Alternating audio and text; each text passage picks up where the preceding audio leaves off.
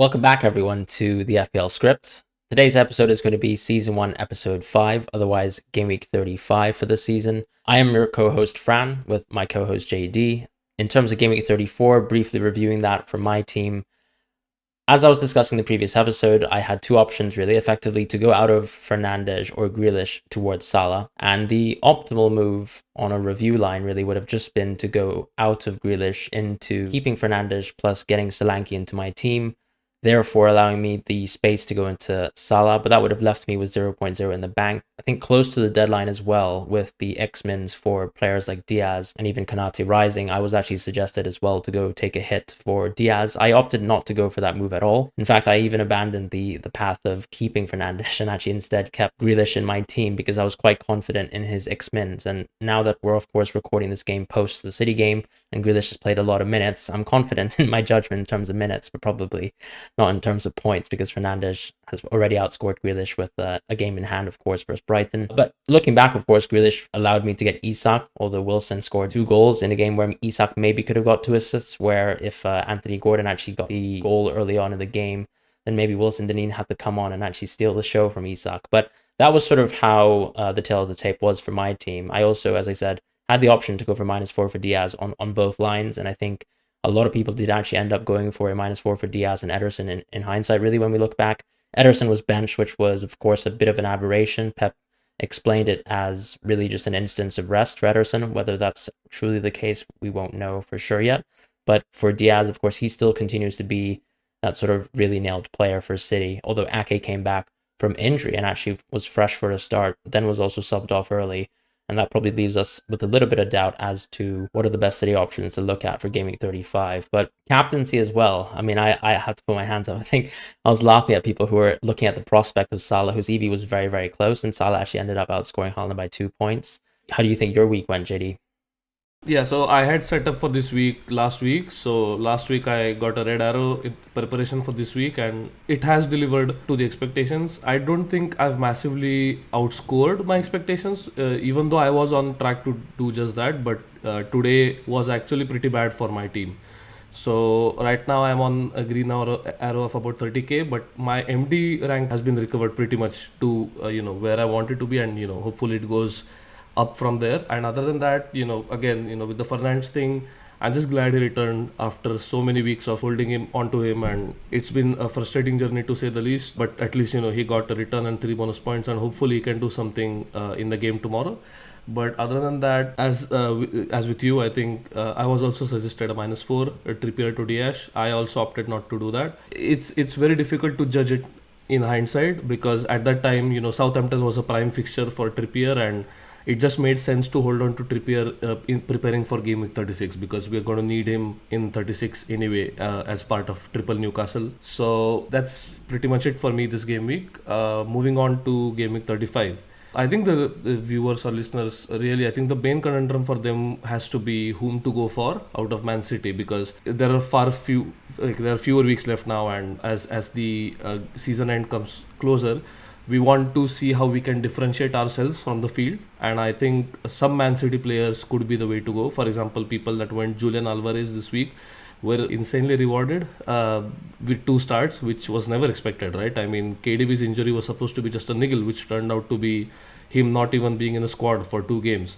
And he got a goal and an assist. So what are your early thoughts on which Man City players seem good for the next 4 games? Yeah, I think if you looked at it on paper, it would be Alvarez, right? If you just looked at expected points, or even EV. But the idea, of course, of going into Alvarez is that you probably have to take out someone in your team like a Watkins, who equally has a very good fixture. And what I actually liked about Alvarez playing today in the City game is he got relatively good minutes, he got a start, and you saw what could happen in an alternate reality, right? Where Alvarez just gets that one start in a single game week, where he could 100% blank, and his best chance was just another outside the box shot.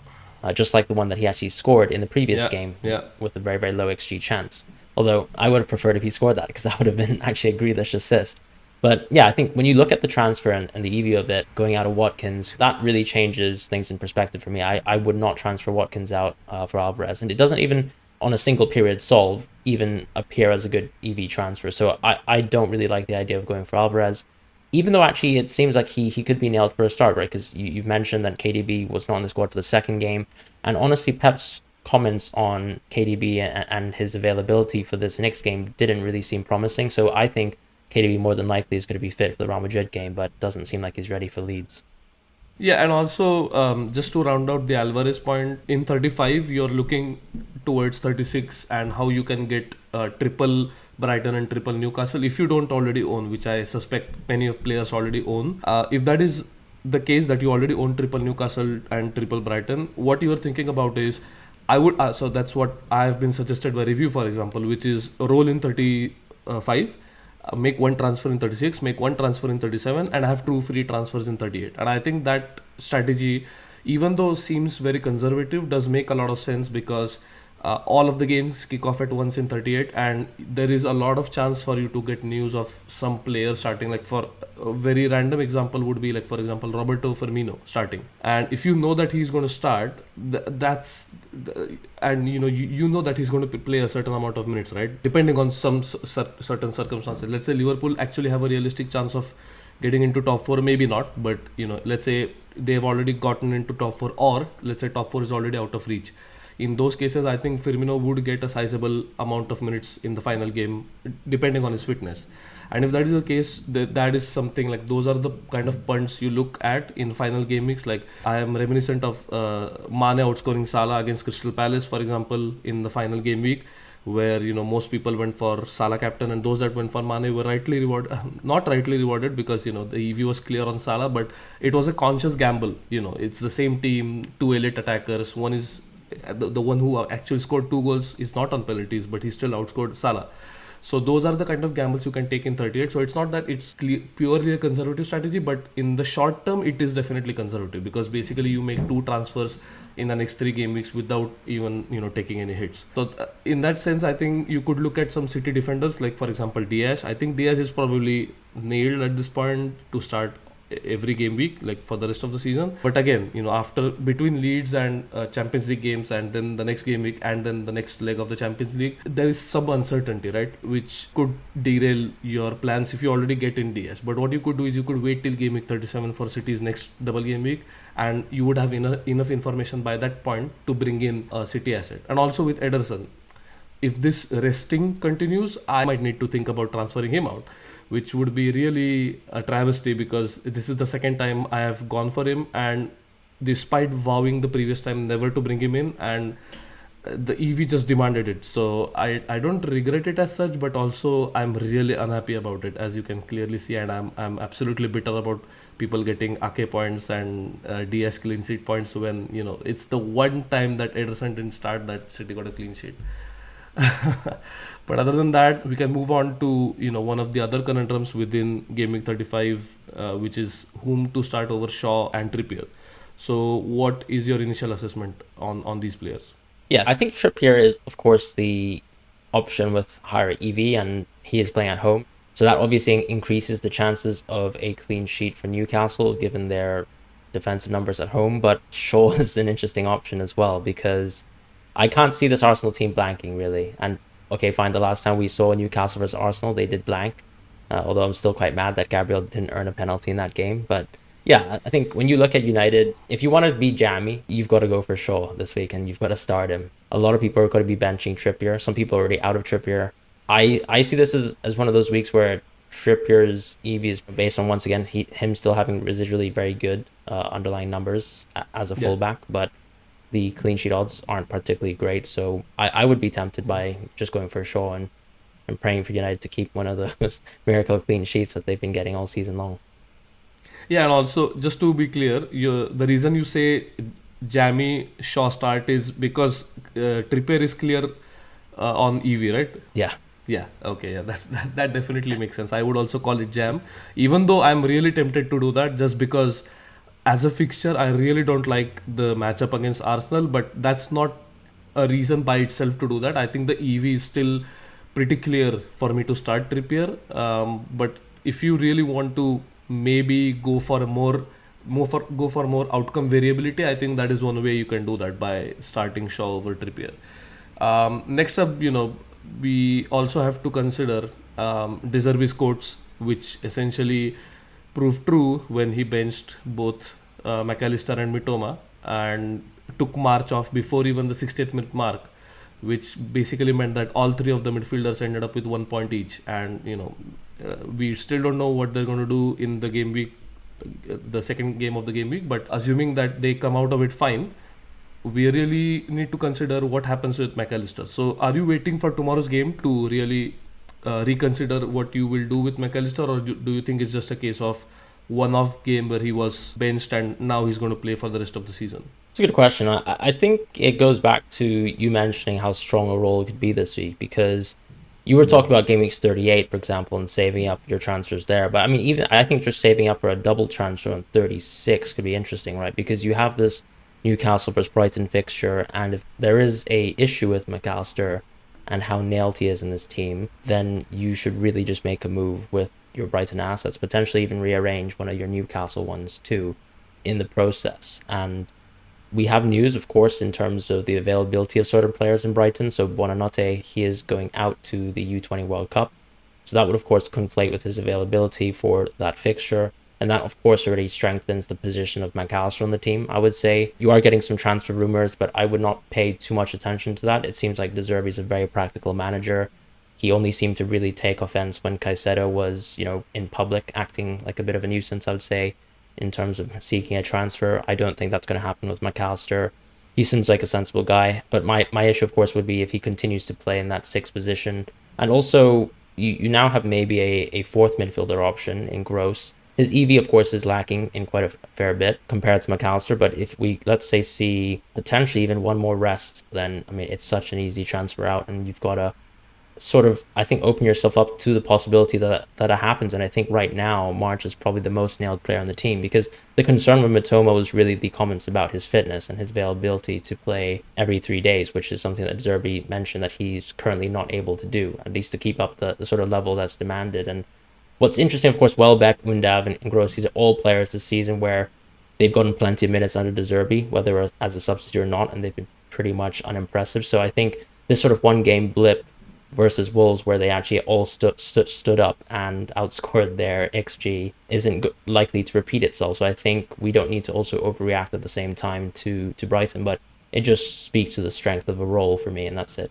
Yeah, and also an excellent point is not to overreact on the 6-0, but also consider at the same time that Brighton have been posting excellent numbers regardless. Like, you don't have to look at the 6-0 result to see that they have been excellent in attack. It's just every single game that they've played, they've posted great XG numbers. So that by itself should be enough to convince you that you should try to have 3 Brighton attackers or 2 attackers and 1 defender, however you set up, and you should continue with that till the end of the season probably. But yeah, and also to speak about the U20 World Cup, I'm just glad that United didn't send Garnacho and also locked him down for another contract extension, because I was really worried about if he goes there and then we have less players in attack. But I mean, it's not of particular consequence for FPL, because no one is going to get in Garnacho with so many midfield options anyway.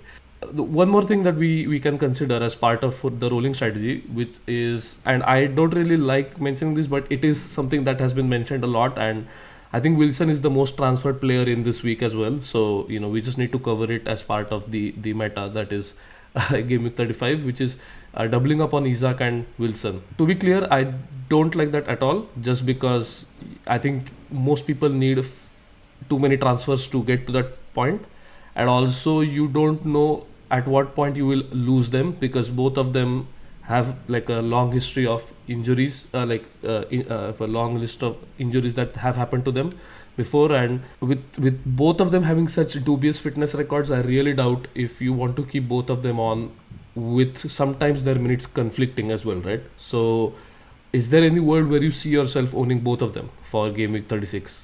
Sadly, no, because I still own that double defender partnership, and unfortunately, the way my team is structured is I'd probably make moves, as I said, to rearrange my Brighton and Newcastle assets at the same time on 36 if I was to roll on 35. So that just means I take out one of the players who's probably going to be a Newcastle midfielder, which already screams bad to me, because it's either Joelinton, who's probably the most nailed player in the midfield that you'd go for from FPL points, who already has very, very poor EV compared to the attackers and even the defenders. And of course, I would have to go into a Brighton asset in a defender position, which would double me up on the defense. Now, that could give me Estupinian, which is quite interesting, but as I said, it does not bode well for someone to go for a Newcastle midfielder, in my opinion. So that's why I still prefer going Isak Wilson, but for me, it's -4. So that's why, from that point of view, I don't like it. But I think in isolation, if you're someone who, for whatever reason, has the flexibility to go there, I don't actually think it's a bad idea, because